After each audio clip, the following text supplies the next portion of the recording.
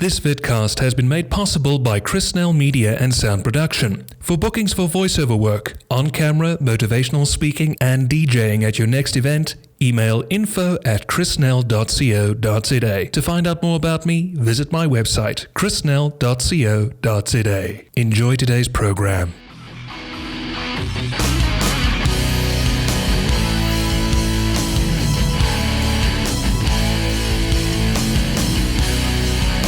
How you doing, folks? Thanks for tuning in and stopping by to have a cuppa.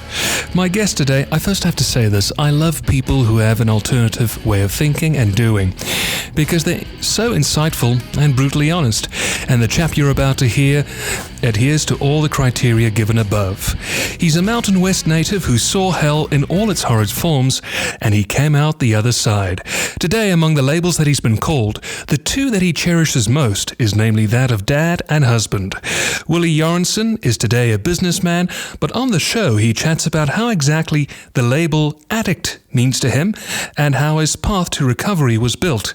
Willie is but one of 3 mics, as I'm to understand, of the Other Side of Hell podcast, which is to be found on namely Apple Podcasts, as well as in the form of a vidcast, which is aired on YouTube. Perfect segue. Let's see what the Other Side of Hell looks like with Willie Jorenson. Another nickname for William is Bill. I got more names than Satan. Actually, I've been called Will, Willie, William, Bill, fucker. I mean, I had a bunch of nicknames in the streets. The cops called me by something different. The judge always called me Mr. Jorenson. You know? Oh, right. Are you German? I'm Scandinavian. My family. Oh, Scandinavian. From Denmark, and they came over here. So I know a little bit about my bloodline. So that's kind of cool. But I'm more of an alcoholic than anything else. And you know, amongst all those names that I've had, probably the 2 that I value the most is dad and husband. So I can imagine. I get to be those today too. A lot of those old names don't fit me anymore. No, of course not. Well, you know what? It's funny that you should say that. I'm busy doing a program called Journey to 30 with I call him my circuit brother, Jay Barnard. He's from Kenora, Ontario, Canada, called Journey to 30. And the first question you asked me is, if you had to refer to yourself as an addict, would it be a crutch? Or do you think it might be hindering your path to long-term recovery? And I said to him, no, it's a fucking badge of honor. Because it's a fact of, I was here, I'm not using anymore, but now it's more of a fact if I don't forget where I once was to enjoy the present. And I'm sure that's your story. Tell me about it, mate. Yeah, that whole labeling thing, man. I've had all kinds of labels. But I think you're right. I think that we hold on to the identification of alcoholic or addict to remind ourselves that we still are an alcoholic or an addict. Just because we're not drinking or using doesn't mean we're exempt from the throes of addiction or that alcoholic thinking and behavior. Because that's basically, you know, I say I'm alcoholic because I use and I drink when I have every reason not to.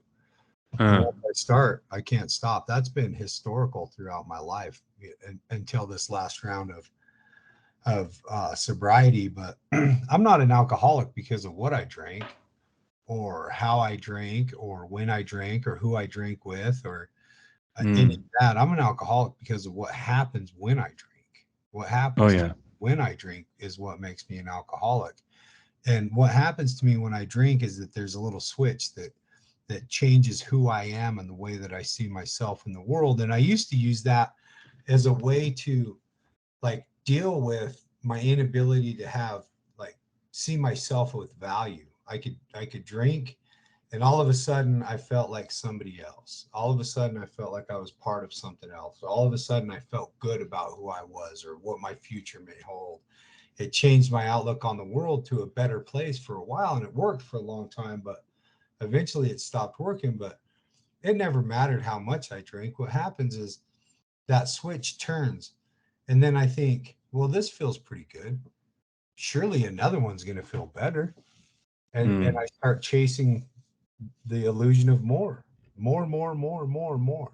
I want to love Mm. myself more, and I think I can do it through chemical, not through action.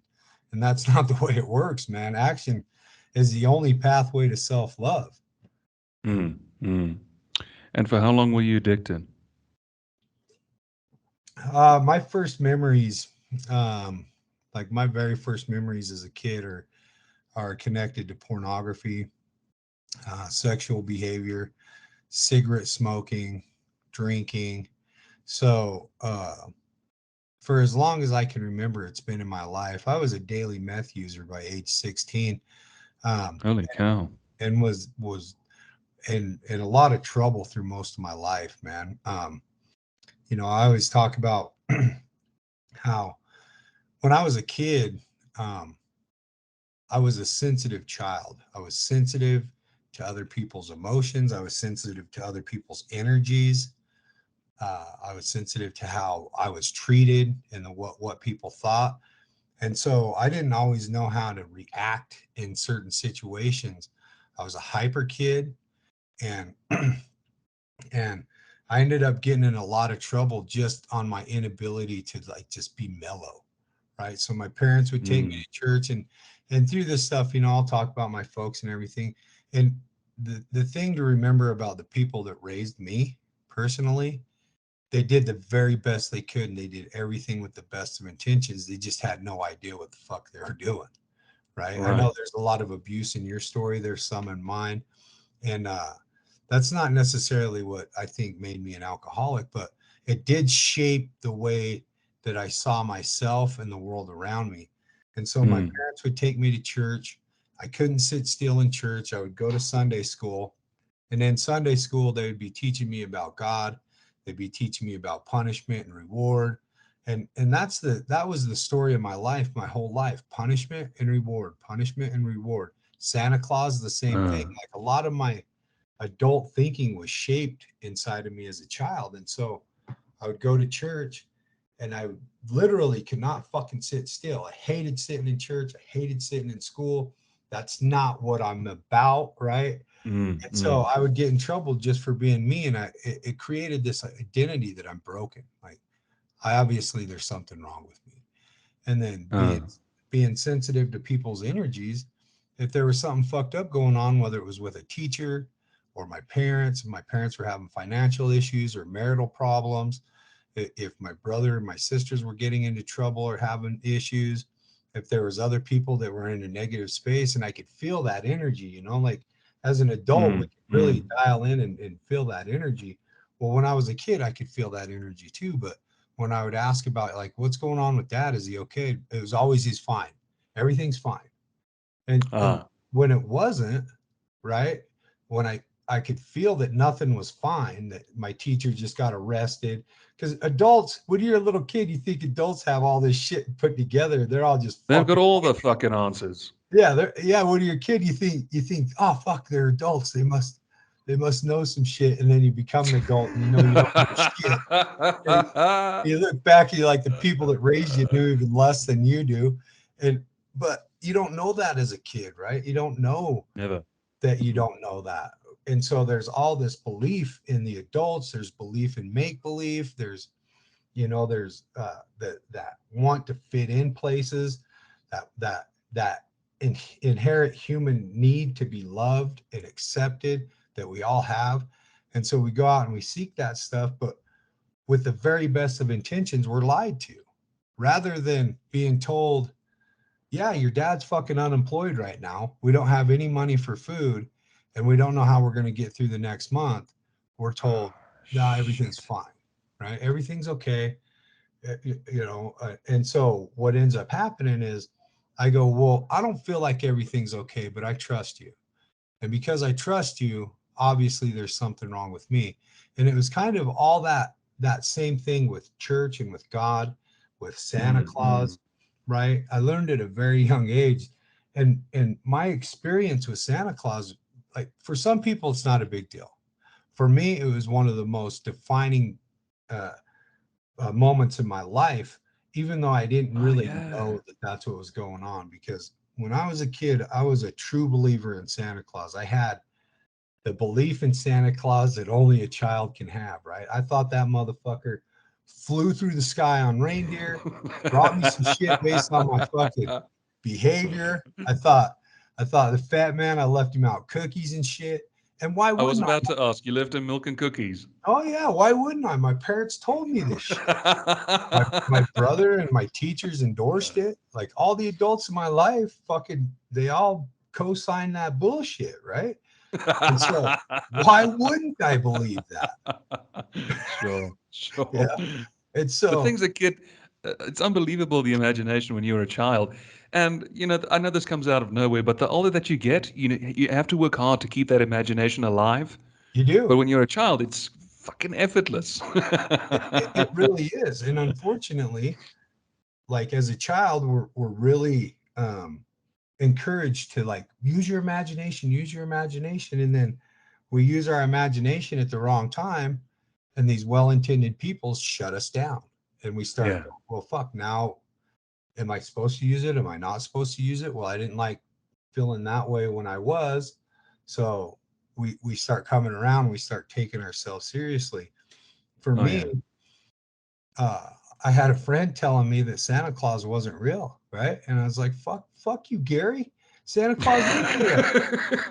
You know? I know he's real. Why would my parents lie to me? Yeah. We got in a fist fight. Bummer. Me and him getting his fist fight. We're little kids. Oh, no. Yeah, and he won, Who man. won? Gary won. Gary was the strong kid in the neighborhood, man. He won all the fights. Nobody even wanted to fight him, but I was mad.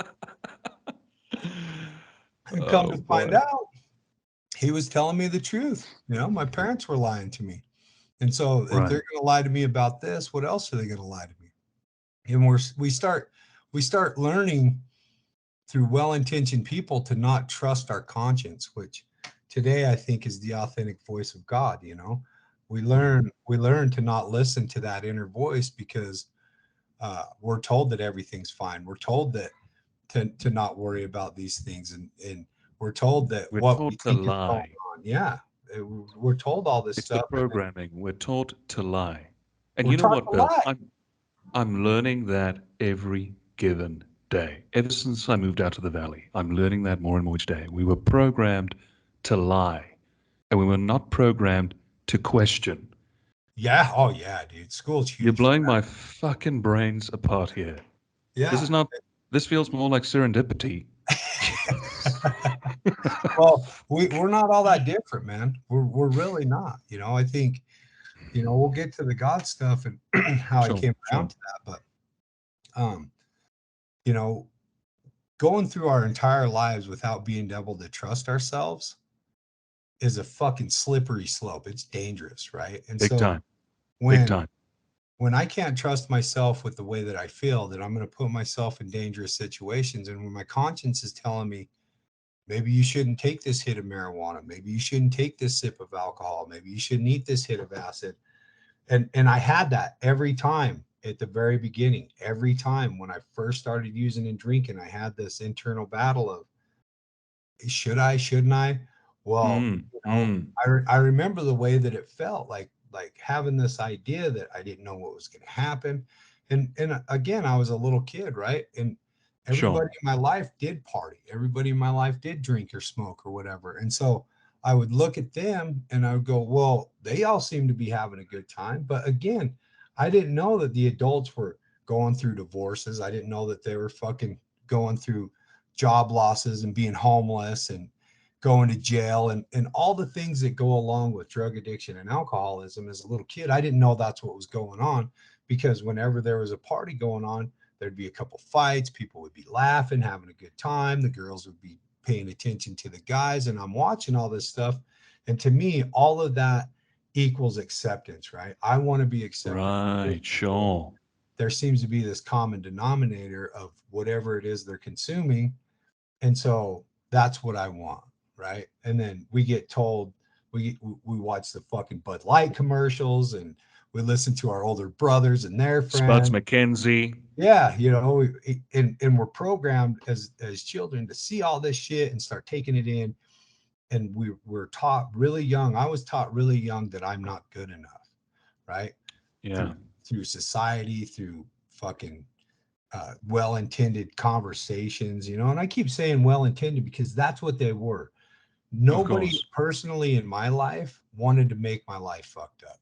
Nobody set out. My parents didn't set out. My teachers. There might have been a couple people that I don't know of that were like, I want to fuck that kid up. But by and large, nobody was like, I want to ruin Willie's life. Nobody. It was all Sure. like people doing what they were taught without thinking shit through.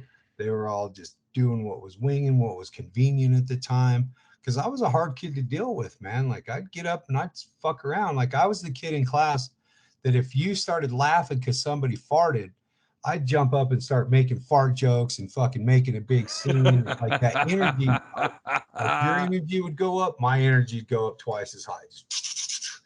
But And that's an empath. It comes natural to us. it does, but don't fucking do it in school. Don't do it in church. you Society Right? can be such a bitch. Yeah. Oh man. And so like that was the main thing. Like at a very young age, I learned to believe. Oh well, I believed that I was broken. Right. Sure. At a very Sure. young age, I believed that there was something wrong with me. And when alcohol and drugs took effect in the way that they did, uh, in that manner of like making me feel really good, I didn't want to do anything else. I just Sure. wanted to feel good. And that's what I chased, man. I chased it my whole fucking life until this last round. But I mean, I think where it comes from, not like I don't know where the alcoholic part of us comes from, the addictive part of our nature, because I was raised in a trailer park in Wyoming with one brother and two sisters and the same parents. My parents have never been divorced. So I've never had a stepdad, I've never had a stepmom, any of that shit. We all went to church together. We all went to my grandma's house together. We all ate dinner when we had dinner, you know, all of us together. And every one of us had different experiences growing up Mm, mm. in the same situations. When my dad went to rehab, we all experienced it differently. When we went to church, we all heard the sermon differently. And so my brother doesn't seem to be an alcoholic, right? He doesn't. He can drink a Mm. beer and fucking not touch it again for however long. He does seem to be a workaholic, but I don't know if that's either here or there. My Right. sister, both of my sisters are super overweight, like I have been. There's probably some food addiction there. There's something there where they're unable to put the food down. Same with my mom. So there's something there. My dad, definitely an alcoholic. Fucking the first time I ever smoked weed was his, right? The first time I ever saw crank, it was his. Um, Holy and shit. and so like and he went through his life trying to do shit right too, but again, alcoholic, drug addict. And so I don't know where it came from, but today I'm grateful that I have it. Like because as an alcoholic, uh, with a program and the people that I have in it, I have the opportunity to really find out who I am from people who have really found out who they are. Right? Like my Mm, sponsor mm. has done some fucking work, and together we've done some fucking work because we're the lucky ones. We've got to live two lives in one lifetime. We have something to compare this good life to, right? Absolutely. Absolutely. And you know what I love about your story is the fact that you are so humble about it, the fact that you take ownership. And here's the reason why I say it. I was talking about earlier on about the lying. And I can say it because I think it's also a badge of honor. When you quit the addiction and when you quit the drinking and the drugging and so on and so forth, there's a space of time which could be maybe 6 months to up to a year, maybe, where you just want to stay away from the substance, as it were. You want to enjoy this freedom. You want to live each day.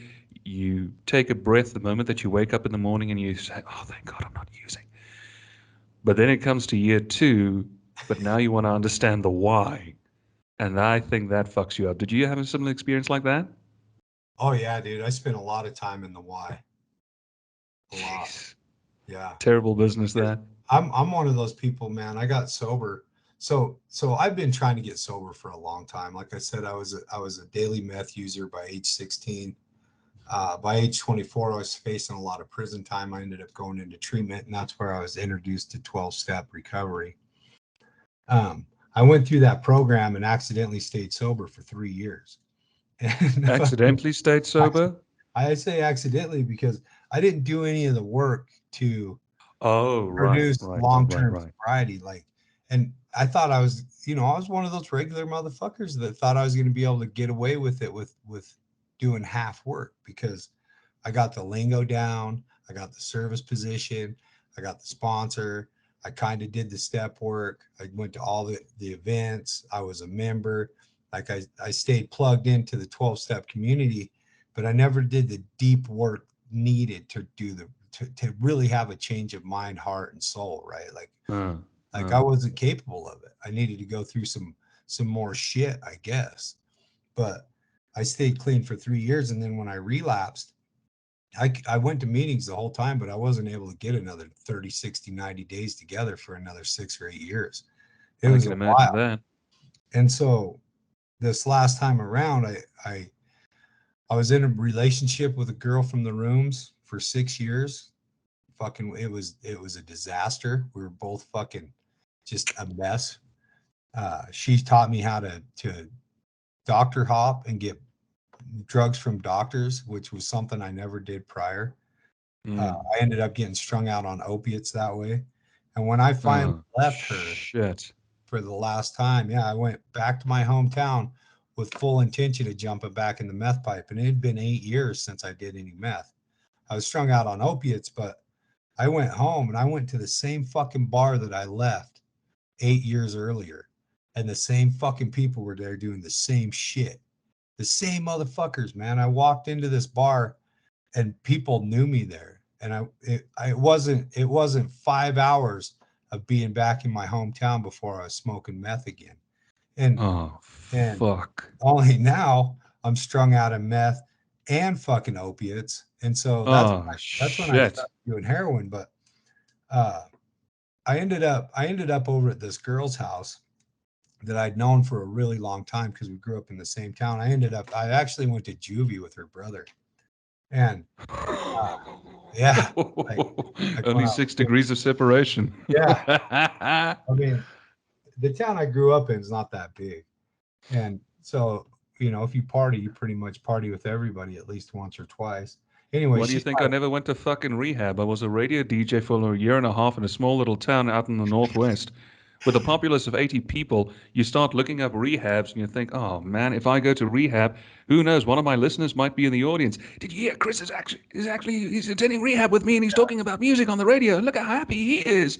And the next moment you'll get the fucking newspapers knocking on your door. So how long have you been an addict? I said, fuck that business. yeah, no, right? Small towns are great, but honestly, you don't want your name known because gossip spreads like fucking wildfire. Yeah, I'm not. I would go Oh, to that man. town to die, bro. Like I left when I was 24. I went back for a year and ended up sober finally. But I mean, the Fantastic. girl's house that I ended up going to, she's my wife now, and we've been Wow. together for 11 years. I'll have 11 years of sobriety in December. She just got 11 years last month on the 26th, and God like we love you, started, man. yeah, we started using together again after all that time, and we went down fast, man.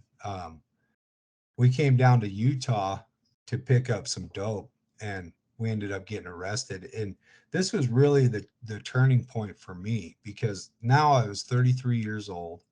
I was strung out on heroin and meth. I was drinking all the time.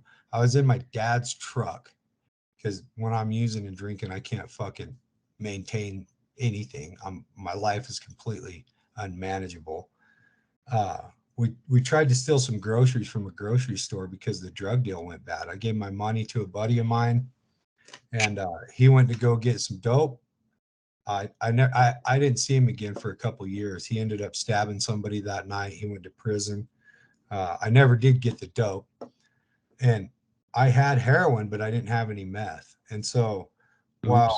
while we got away with the shoplifting thing, I ended up punching the theft prevention officer or pushing him or something. There was some contact with this theft prevention guy.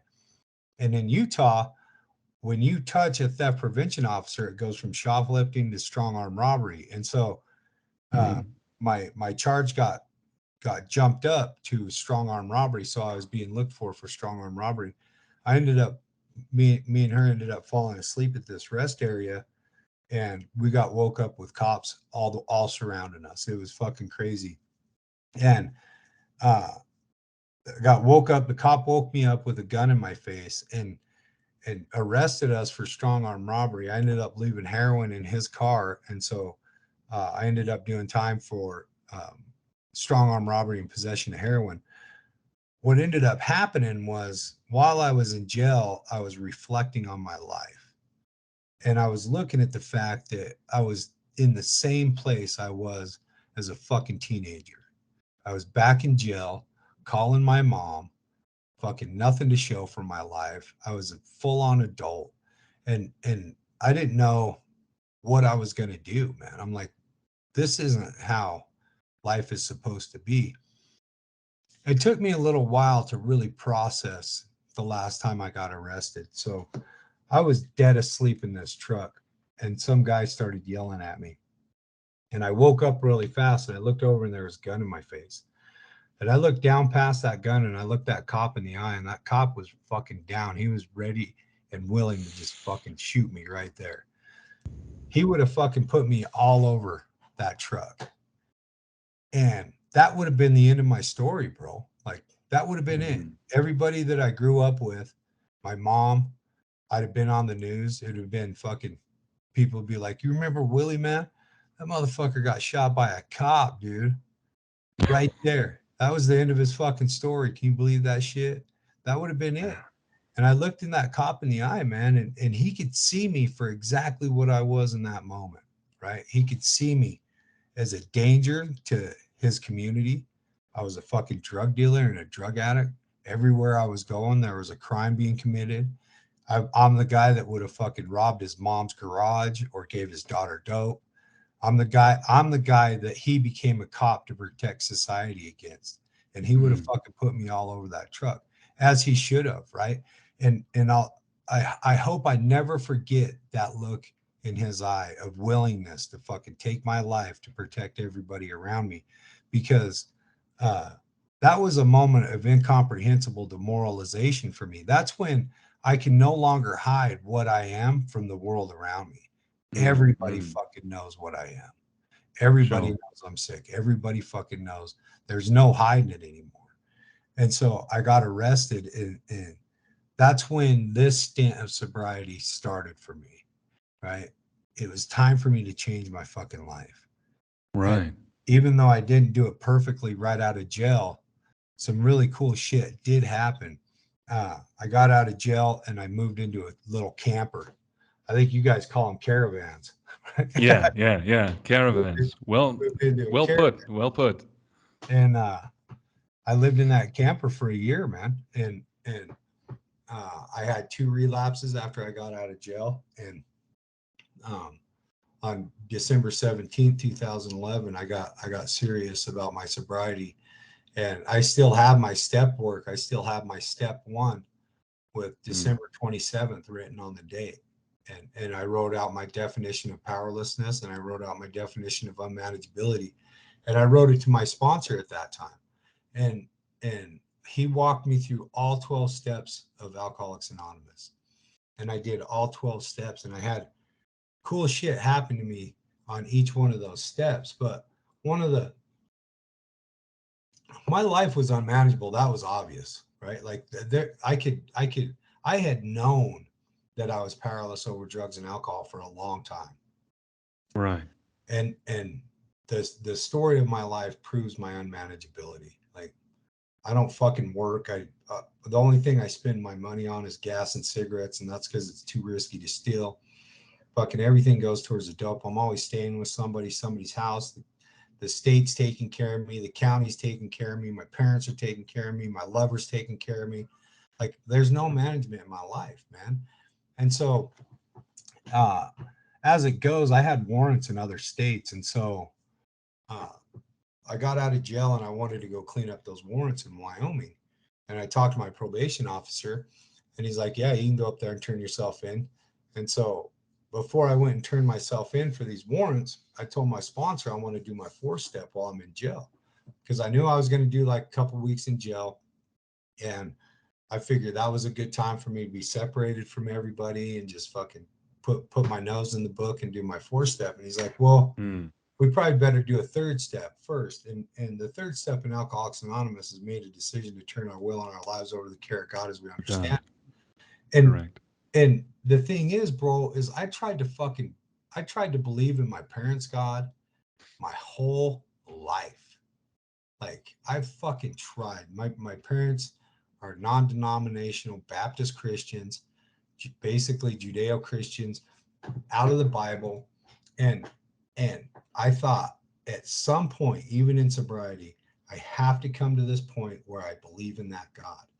And so we went up to this monastery, and in this monastery, it had Trappist monks in it, which they're like Catholics, but these motherfuckers were old, dude. They're up there. Some of them been up there like 60 years, and these guys are fucking gangsters, fuck, dude, because they just sit up there and they pray for motherfuckers like us, you know?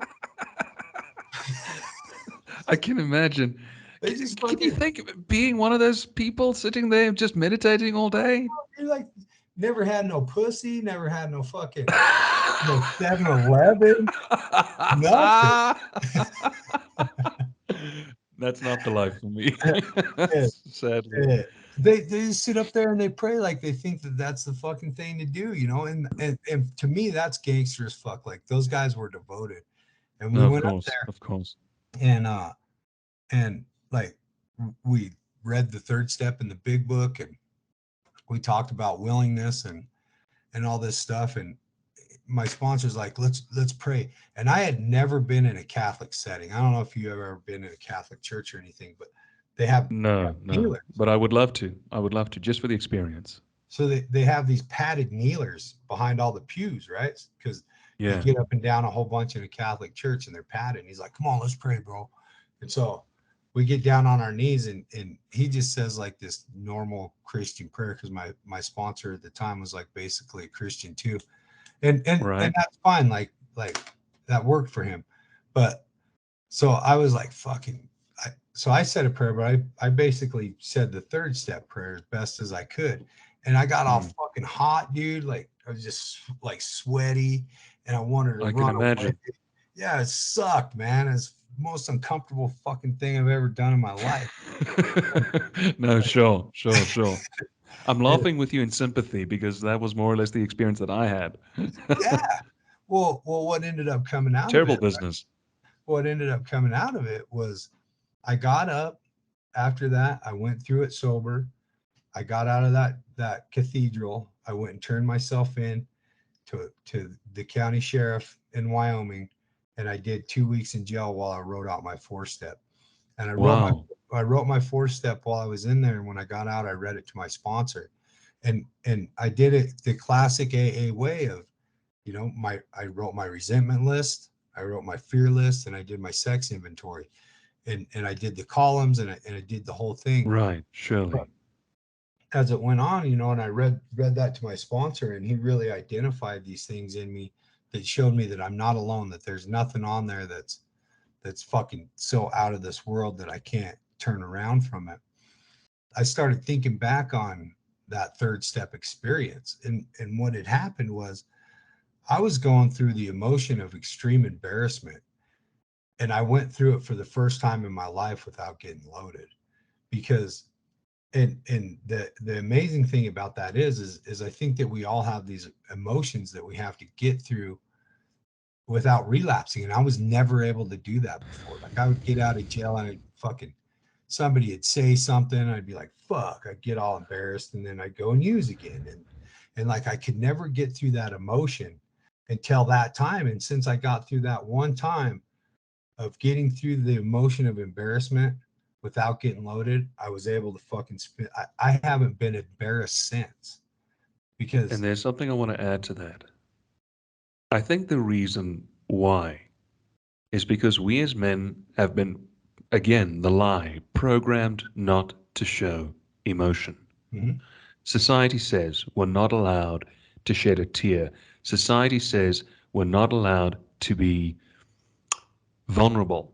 Society says we're not allowed to be sensual, erotic, etc., etc., etc.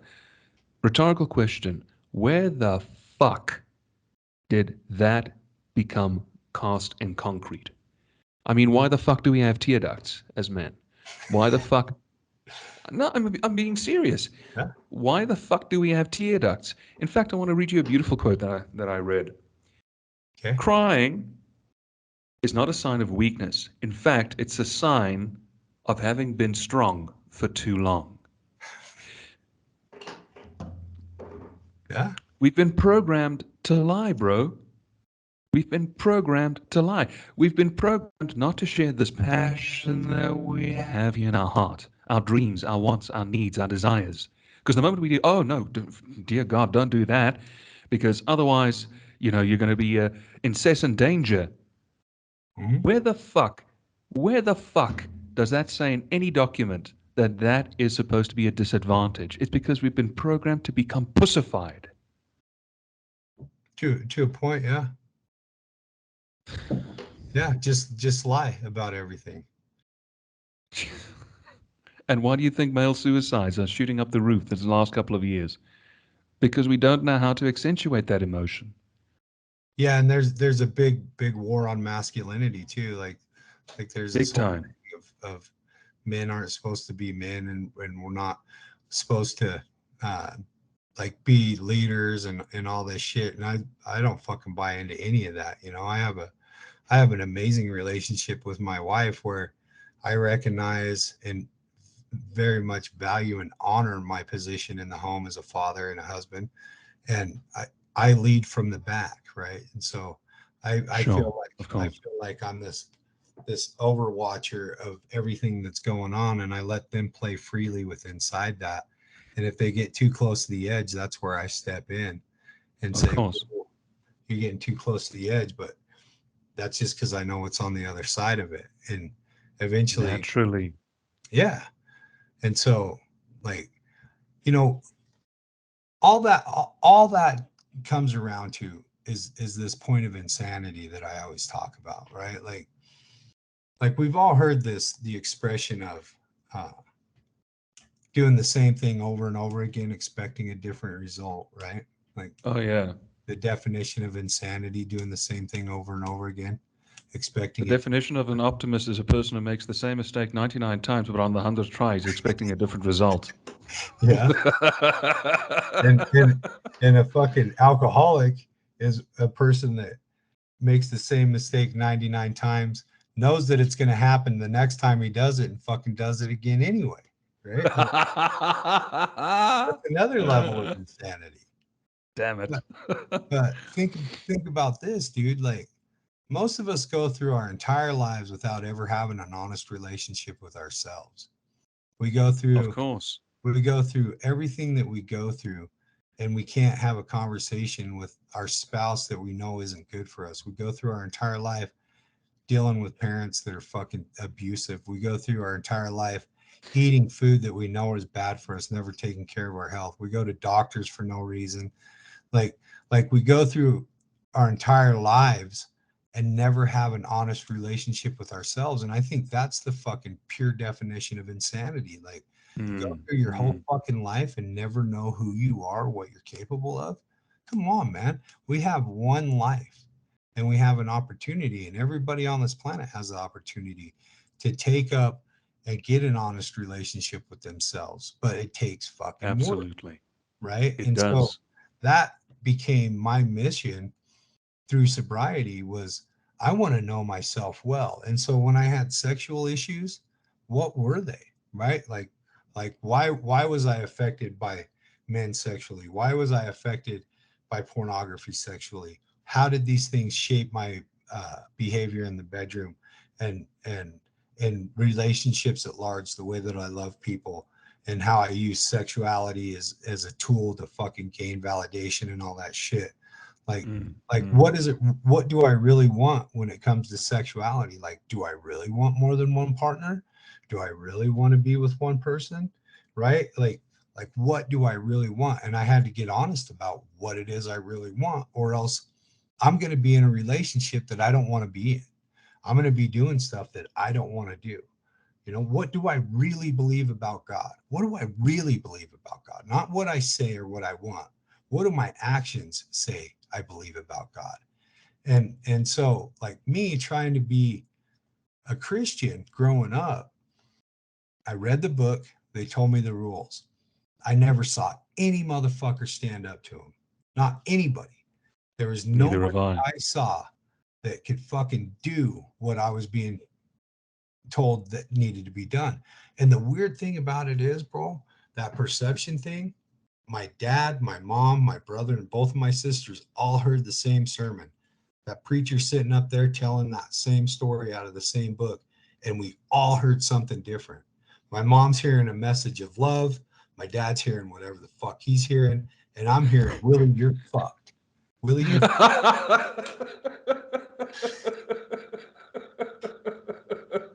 You know what I mean? Because I'm not a Christian. I'm an Boy. alcoholic. And so, like, what do my actions say? And I thought about this because the religion I grew up with told me that I was going to go to hell if I didn't do it correctly. Right. And I couldn't do it correctly. And I fucking remember, dude, being tormented with the thought of hell, like fucking hell. Like, so I dare say most people, like the majority of most people, will not purposely put their hand on a fucking stove. Maybe they've been burned before, but no motherfucker is going to go and be like, I know this is going to burn me, but I'm going to do it anyway. Right. Sure.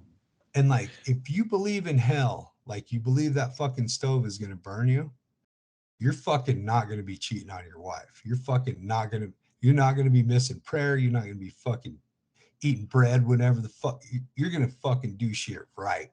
If you But really, life is more complicated than that. And I think that's the message that's not being told. oh yeah, Bill, if I may, I also grew up in a religious house. Well, the first half was Baptist, the other half was Protestant. My late grandfather, maternal grandfather, he's my hero, was in the Protestant church for many years, but he lived it. But he lived it not clinically. He could make a joke, he could tell the hard truth, and he could make a mistake. And he taught me the one thing is if you make a mistake, you learn from it. That is how you learn. And the problem with organized religion today is, and you just highlighted it perfectly, you are warned, but it's never, I don't want to say encouraged, but the other side of the equation is never discussed. You know, yeah, sure, you made the mistake, and I'm saying this broadly, but there is hope. There's Jesus that saves us. But we need to understand that we have to have a relationship with him. Now, there's the second part of the equation. The relationship doesn't have to be holier than thou. Talk to him like he's your dad. Yes, sure, he's our shepherd, he's our king, but he is our father. How do you talk to a dad?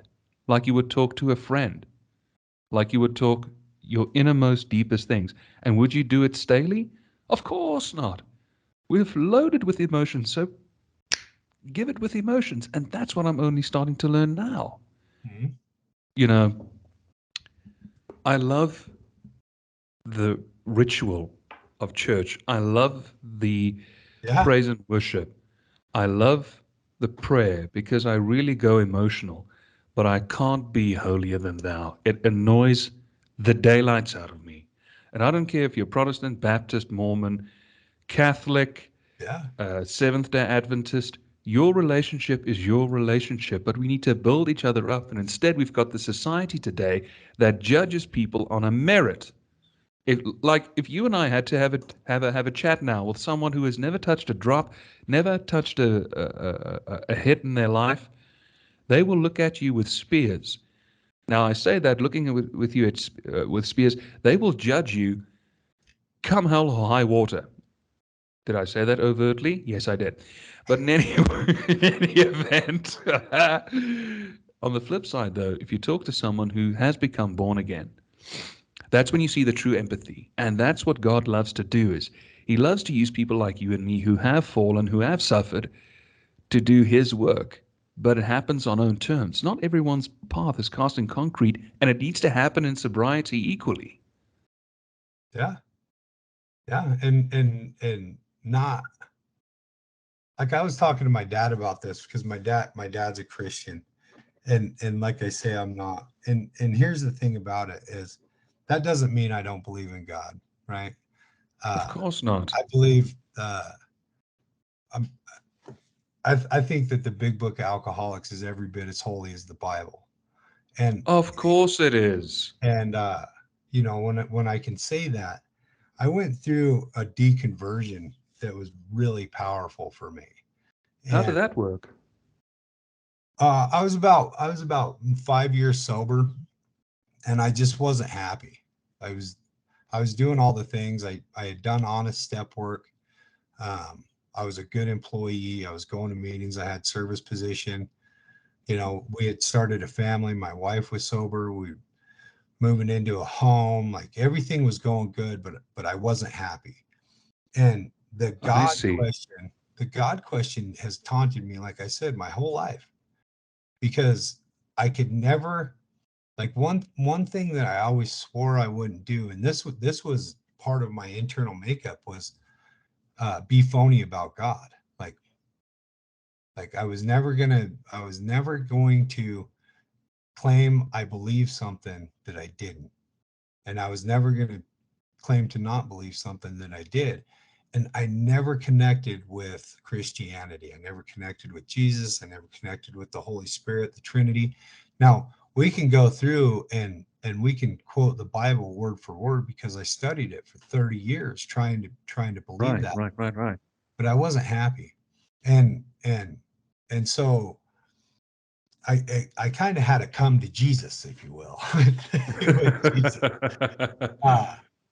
I'd been doing a lot of searching and I'd been listening to a lot of different type of spiritual teachers like Alan Watts, who does a lot of like Zen Buddhist type teaching, and Wayne Dyer, who does more spiritual, like Eckhart Tolle, who doesn't do like a specific God type teaching, but more spirituality. And it started leading me down this path of questioning all this stuff. And I ended up, I was talking to a buddy of mine, and he was talking about doing a vow of silence, a fast and a vow of silence. And he said, you know, if you really want to know yourself, like commit to a 24-hour fast and vow of silence. And so I did. And I went up to that same monastery that I did my 4-step at. And I spent the weekend up there in a vow of silence. And through that weekend, I ended up listening to another teaching that said, if you want to know yourself well, go to the forest and be alone. That's when you're really going to know yourself. Now, I had never been alone. I'd been by myself plenty of times. I'd been in my jail cell by myself. I'd been strung out by myself, but I had never been like more than a stone throw or a phone call away from somebody else.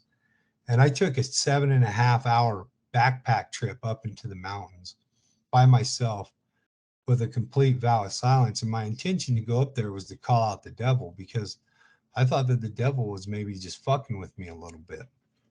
And so I went up there, and I got to this lake. It's called Lake Kermasu. It's in the high Uintas in Utah.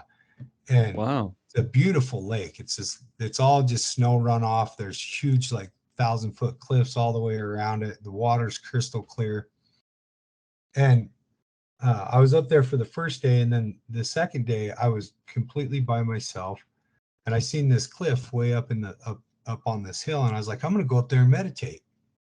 So I go walking across over there, and I'm headed up there, and I like start looking at these trees and shit, and I start noticing these trees are kind of funky looking, and I start judging the appearance of these trees, and I'm like thinking about this squirrel being fucked up, and I can feel the energy of this forest. Right? This forest doesn't give two fucks about me. Like I could die right there, and it would grow right over the top of me, and not even miss a beat. But I'm sitting here judging this. Well, I get to the top of this cliff, and I sit in this cave and I meditate, and it wasn't very climactic, but on my way back down, I realized that I'm putting labels on these trees and that there's no judgment up there to tell me who I am, right? Like down here, I have all these labels, I'm the boss, I'm the dad, I'm the son, I'm the alcoholic, I'm the male, I'm the American, like I have all these labels, but up there, it doesn't give a fuck about me. And I start thinking about Of all course. the labels that I have.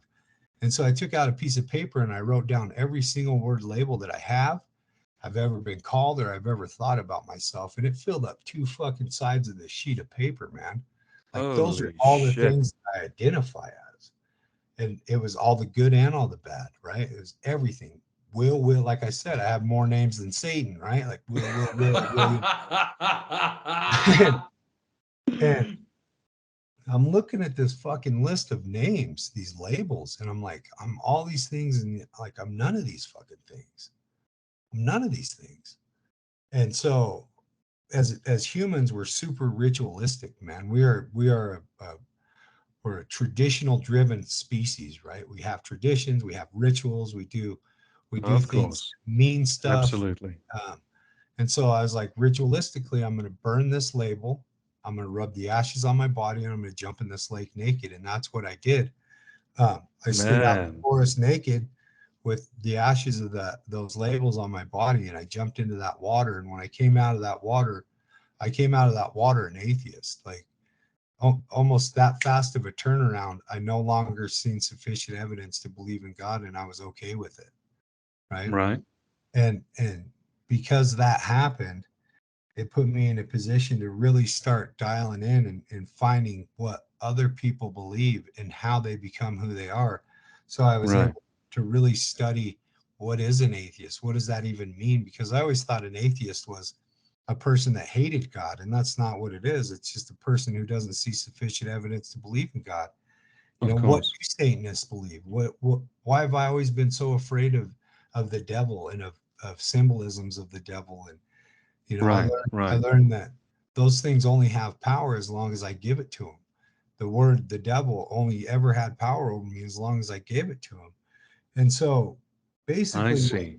what came around was I listened to a book called Conversations with God by Neil Donald Walsh. And it was a guy who has a premise that said he was having a hard time in his life. Uh, he was he would have a habit of writing out his feelings. He started writing out his feelings this one particular time. He started yelling at God in this letter.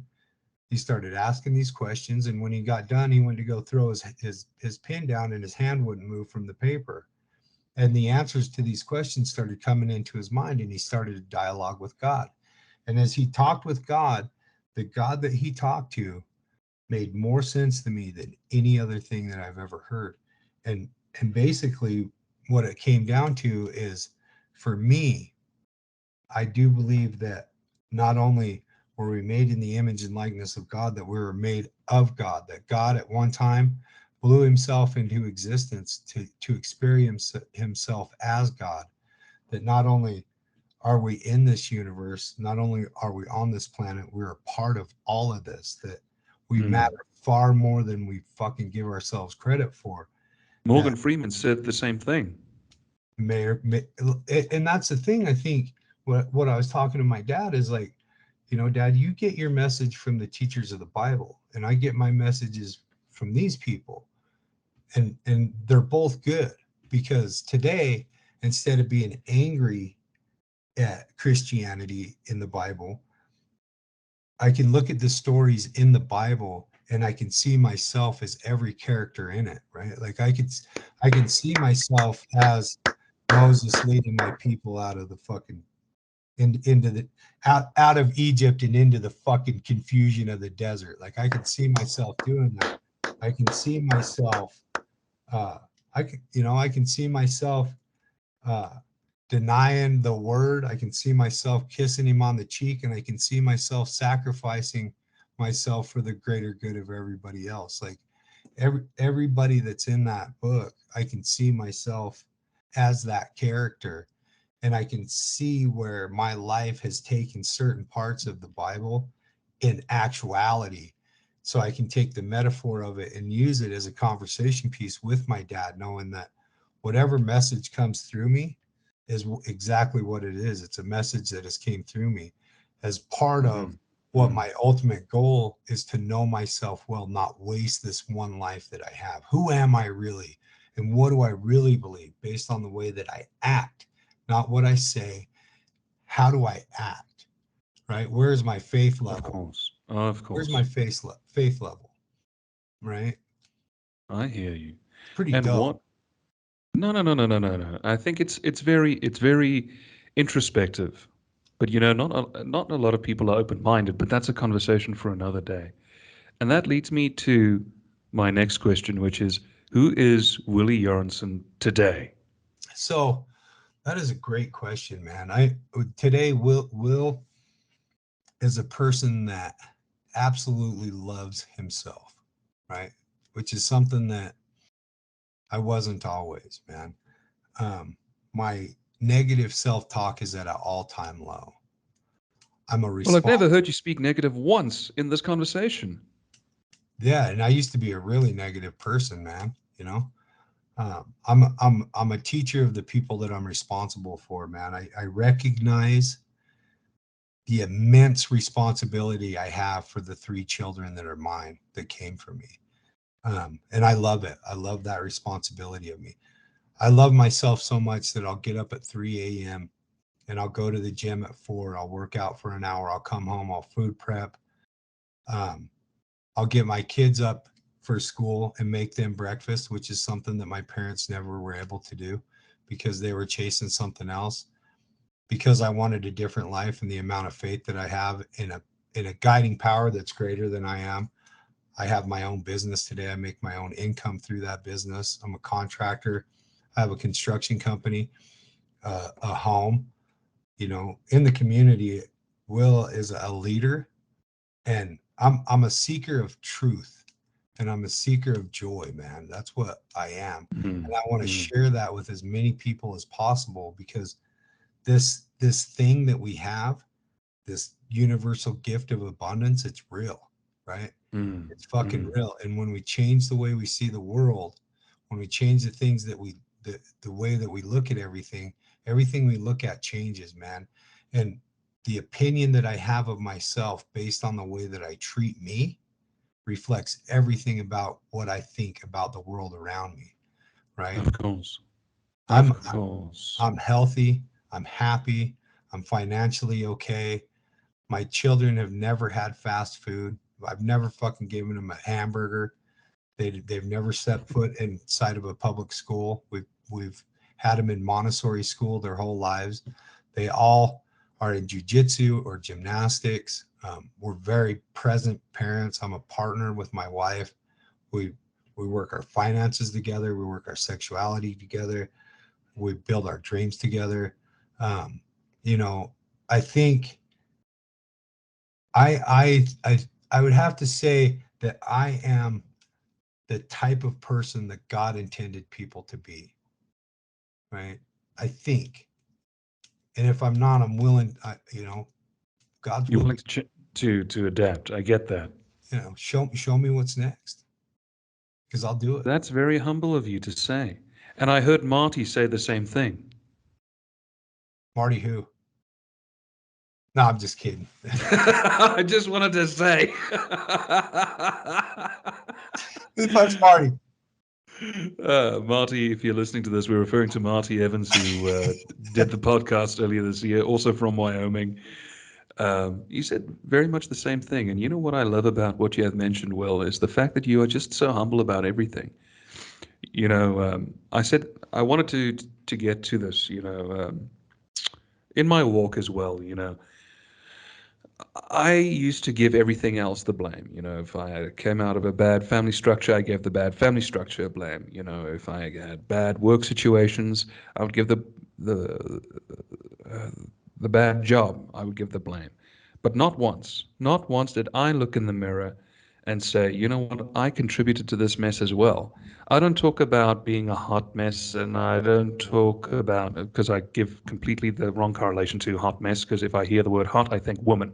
And when hot mess equals woman, oh my stars, I want more of that hot mess. Fuck But yeah.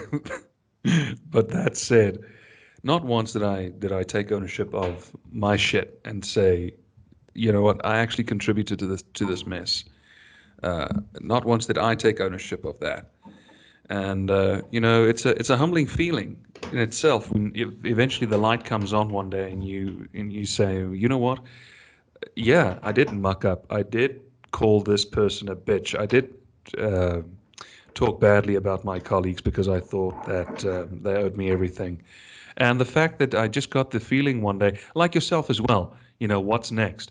When I started my new DJ gig, a woman who I had bad terms with, we worked together and she spread a lie about me. I don't care what the fuck she did to me. I just got this convincing feeling one day to go and make an amends, just impromptu. Got in my truck, drove an hour and a half to my place of work. Thankfully, the office is situated underneath a French brasserie, a French restaurant. Went inside, got some coffee, knocked on the door, and said, "Listen, I want to talk to you for a couple of minutes. Just don't say a fucking word. Just let me get it what's off my chest." And this woman is looking at me like this, Bill. I mean, she's looking at me with eyes wide as saucers. She's like, "What is going on with this guy?" And I apologized. And I mean, this woman's about 50 seconds away from opening up the mic to say her next link. And I can already see that glaze playing out in her eyes like, oh my gosh, what have I done to this guy?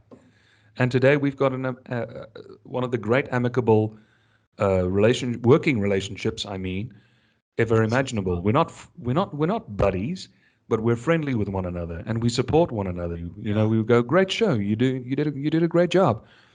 But even on a personal level, I wrote a post on Instagram yesterday where I said, you know what, the reason why I've never married is because of the fact I've treated women like shit. I'm the one that's always giving, but not once did I make my needs met.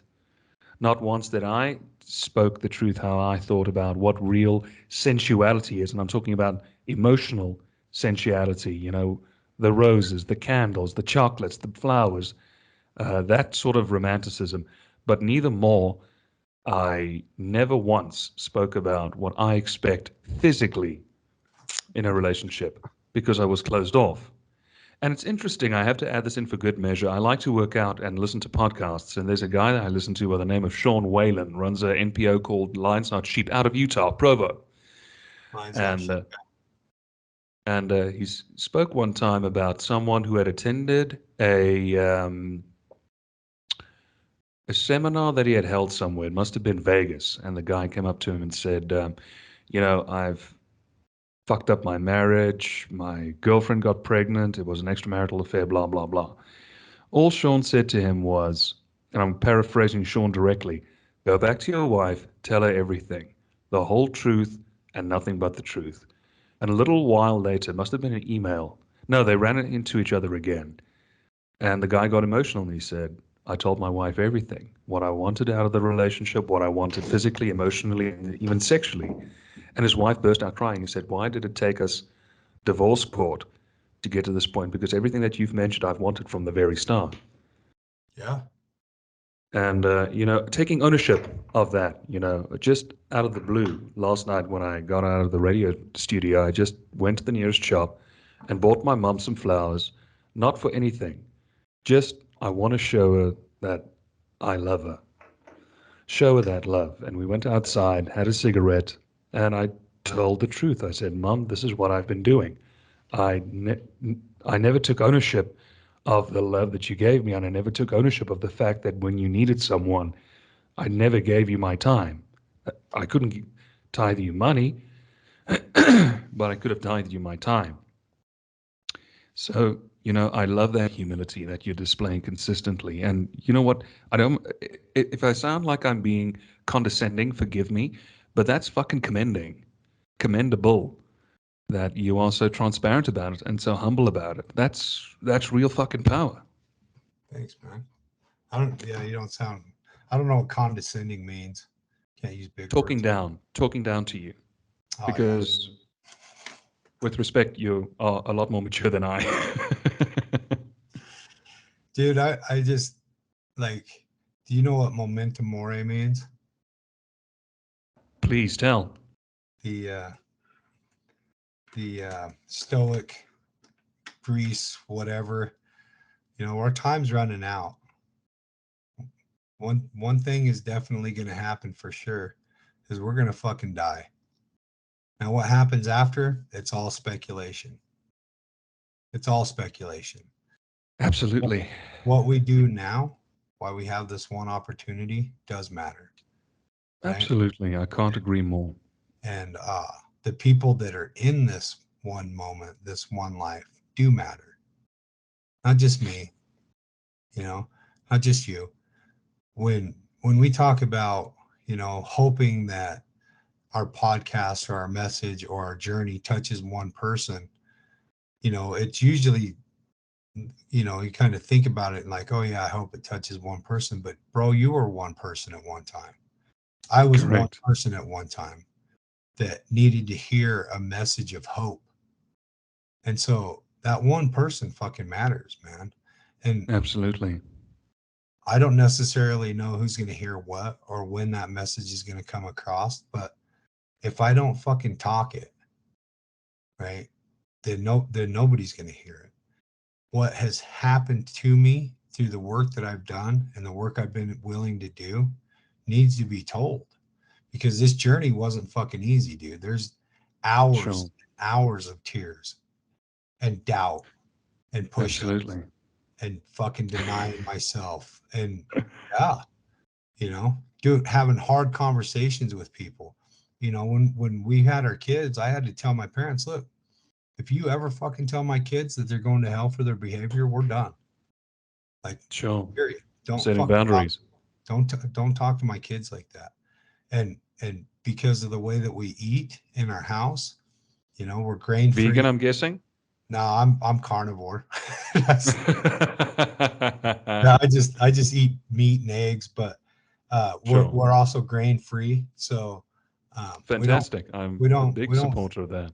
yeah, we don't feed our kids a lot of shit, dude. We don't feed them garbage. We don't take them to fast food restaurants, and that's And another no thing. sugar, I'm guessing, as well. Very little. Like we're not monsters. So No, birthday no, no, no. parties, I'm not yeah, implying that. I'm yeah, implying the fact that you're keeping them away from processed sugars, which yeah, now, if and I'm not telling you a lie, is the number one cause of cancer these days in yeah, men aged 30 and upwards. And I'm a cancer survivor, so I can say that. yeah. Bullshit. And The sorry, fucking shit. It's bullshit. The shit they put in our food's fucked up, man. big time. And if you want to eat meat, grass-fed meat is a viable alternative. In fact, there was a big thing that happened a couple of years ago. I wasn't in the business then, but chickens that are being fed growth hormones so that they can get chickens faster on the supply chain to have them out in supermarkets. And one by one, people are starting to pass out like flies Yeah. because of the diseases that they get. So I'm a big fan of the pescatarian diet. I adopted the diet after I beat cancer after a month. Take that, bitch. Yeah. And plant-based foods. I'm a big proponent of that. But grass-fed meat is also a fantastic diet as well because it doesn't have all that fucking uh, steroids and all that crap in Hmm. the business. And eggs as well, free range. They've had a nice long Yeah. life, and you're going to get the best natural byproduct out of it. No, absolutely, I can't agree with you more. That's pivotal. It's all a mindset thing, man. Because when you start talking about eating healthy, the first thing that everybody goes to that doesn't think they can do it, talk about cost. That's the number. Absolutely, That's the number one absolutely. That's deterrent that's the for problem. people. And you got to ask yourself and ask them. And it's unfortunate that not everybody values themselves enough to buy food that helps their bodies run optimally. But most people Go to a think better. farmer's market. What's the big Well, deal? well, it's a programming. It's a Yeah, ton you of did it's say that. programming. Well, didn't I listen? Sorry about that. No, it's absolutely right. You're absolutely right. It's complete programming and it's nonsense. It Because is. if you think about it, you're not paying all of that surcharge tax. I don't know if you heard the story, James Cromwell, who glued his hand to a coffee counter at a Starbucks because of the surcharge in plant-based milk. When I read that story, I thought, James, I understand your activism comes from a good place, your good place, I may add, but come on, man, you're starting to really take it a little bit too far, and I think you maybe popped a membrane. But someone had to do it.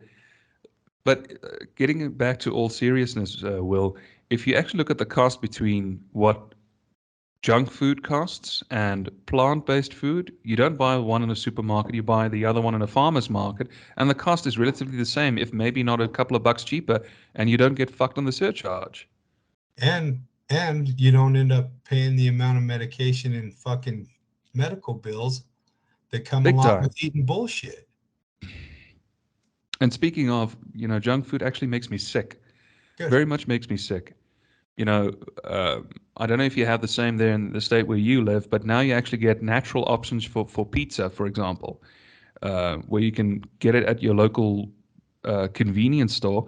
Some of the convenience stores here in South Africa, for example, have gone all natural, so they won't buy, from the mass chains, the junk foods, but the natural resources where the dough is actually made out of real flour and it doesn't have yeast.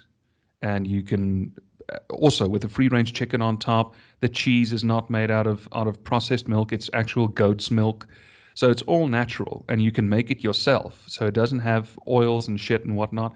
And it tastes amazing. Oh And I would yeah. rather have that, than going to, a Big Boy or a Burger King. But maybe if the power goes out, I'll, buy a fatty food. But I get such bad heartburn from it. Then I'm like, okay, I've had my fun, and I actually regret it. But Yeah. nevertheless, It, that's 99 out of the 99 scenario. that's because you're slightly enlightened, right? Like we're slightly enlightened. A lot of people don't quit even with those signals. Sure. The inflammation and heartburn and cancer and fucking diabetes and all that. And But when they get it, they're the first ones to ask, why me? sometimes, yeah. Yeah, that's why it's so important that we be the example, dude. Very That's, much. that's why we have to be the ones that go, okay, because it's fucking hard. You think I don't want a cookie? Yeah, I want a fucking cookie. But I'm gonna eat steak again. It's so bad. Or hamburger no bun, or Sure. fucking egg whites. Uh, I want to see what happens, man. What You what want would to see how happen? long your arm is? What would happen if we became the highest version of ourselves across the planet? Man, what would happen? How well could we Sure. take care of this place? And each one of us has the opportunity to do that if you can find it in yourself to believe in yourself enough for that. And Sure. if I can come from where I came from, and you came from where you came from, Marty came from where he came from, we have amazing stories of triumph over impossible situations, of people that have changed their lives, and every one of us have gotten sober off of somebody else's story. Somebody Sure. else came along and Absolutely. said, I was this way, this happened, and now I'm this way. And we go, I want that. I fucking want that. Because I can Hmm. relate with what he was like. I can relate with feeling like that. I want that Sure. experience so I can become that thing. And I want what you want. yeah, Because think about it. Marty said the same thing. Look at where we once were. I've never seen the inside of a jail cell, but I've been harassed by police officers, bar none. I still do to this day because the fuckers are just so corrupt, but yet they take my tax money every month. I'm a radio DJ. I've worked through all the formats. And because of the pandemic, the majority of my competition have either been forced to resign, to take on a second job, or they just simply quit the business because they no longer are popular. I'm in such a great place right now in business where I'm starting to build my own studio, start doing voice work, which I've always wanted to do, starting to have this phenomenal relationship where I can speak my mind on the air, play the music that I want. And Marty said it best, look at me now. Yeah. Yeah. And I have to echo that sentiment because we are being the shining example. And if you look at the promises, do these sound extravagant? Of course not. They are being executed if we work for it. Yeah. It's a long and arduous process. And I say arduous for a reason because you said there's a lot of things that have to get out, that have to be gotten out of the way with. But the moment that you do it, there's that freedom that is just so indescribable. I've got it my way. You got it your way. Marty has it his way. I see you're wearing a sober as fuck shirt, so you know Jim Hernandez. Yep. Jim found it his way. But the fact is, we're finding it. But we are interconnected to help those find their freedom. Yeah. And it's their own colloquial individual journey. Yeah. All we can do is just provide the push. Yeah. To have their own experience, right? Absolutely. Tell me about The Other Side of Hell, the podcast that you started. Okay. Yeah. Yeah. Yes. Okay. So yeah, I'm also a co-host on top of all the other things that I've done. Ooh, excuse me. Speaking of humility, you know, prior to the pandemic, we wanted to start talking about sobriety, and we wanted to start talking about the stories and kind of proving the fake barrier that people may perceive that we're different. We wanted to kind of show that no matter where you're at, we can connect and we can identify with one another's story, with their addiction, their recovery, and their experience. And so Cameron and I and Jordan started a podcast called The Other Side of Hell. Originally, I wanted to call it Praying to the Milk Jug, but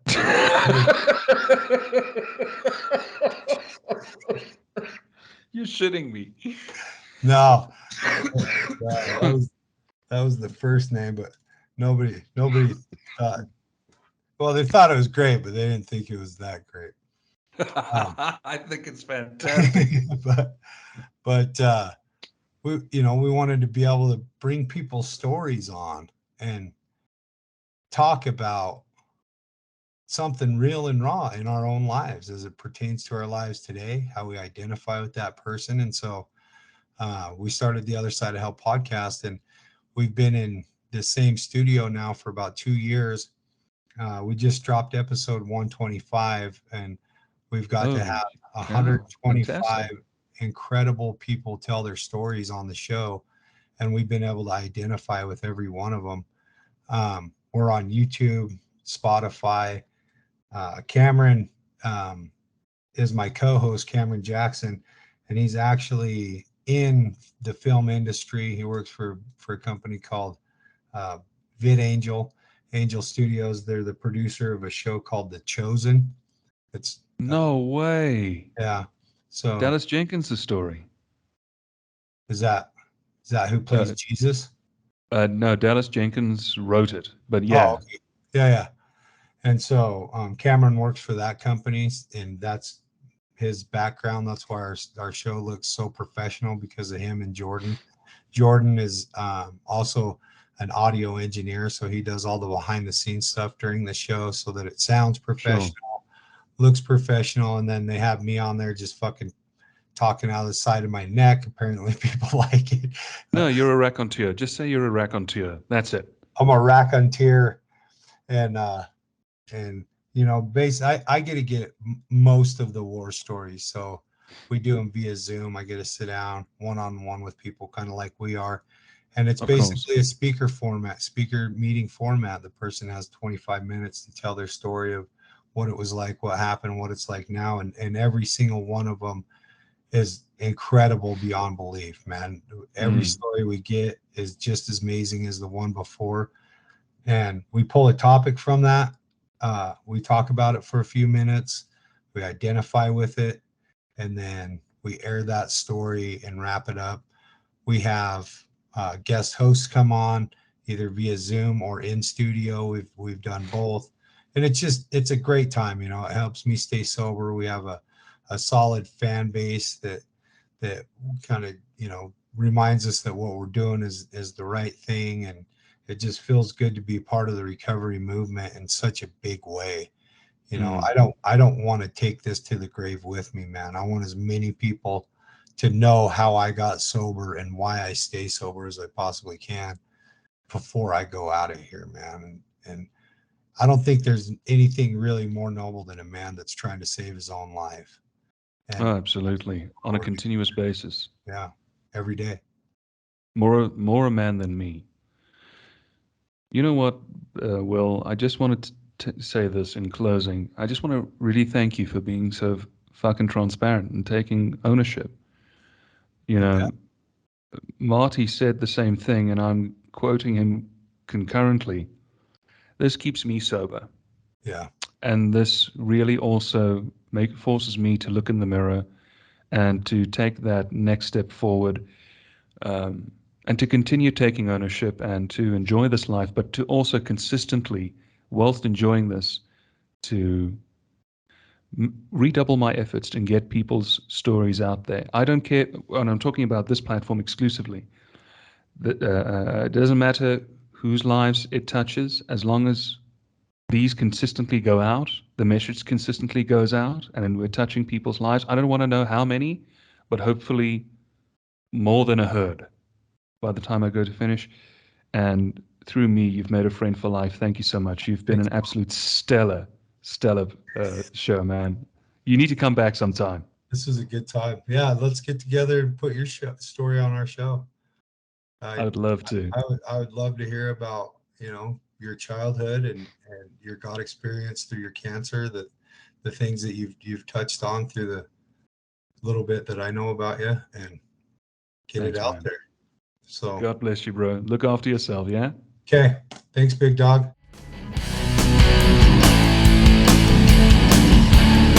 So it is here where we have to make a pit stop, but don't fret, we'll be back soon. In the meantime, tell your friends, join us on Apple Podcasts, Spotify, Audible, and Podcast One. Until we see you again, this was Having a Cuppa for the week. See you soon.